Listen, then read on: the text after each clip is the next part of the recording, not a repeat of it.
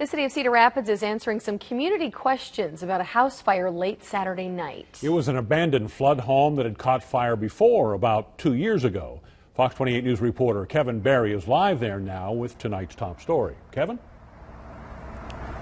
Scott and Tiffany, neighbors up and down the block here were angry that the home they were angry this weekend that the home at this spot was allowed to stay here after it had already burned in 2012, being a constant hazard to everybody. But the city says it was working behind the scenes with the owners to solve the problem of the abandoned home before this happened. From Brandon Hansen's front lawn, you can see what remains of the house at 1202 M Street Southwest. Brandon says even as a renter, it falls on him and his neighbors to keep their properties up.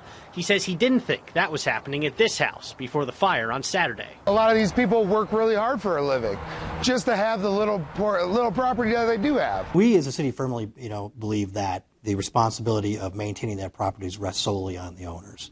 Kevin says since the house was privately owned, the city couldn't just step in, but he says the owners were making progress to take care of the house that's now just a pile of charred wood. We had gone through initial steps with them to take responsibility. They secured the property, which is what we would require them to do. The city says the owners were in the process of getting a demolition permit. Kevin says they had picked up an application and believes they were getting signatures from the proper authorities before they'd be allowed to move forward. They were taking steps to solve the problem. Obviously, it was a little slower than what we had hoped. Brandon says that's a start, but the red tape put his whole block at risk.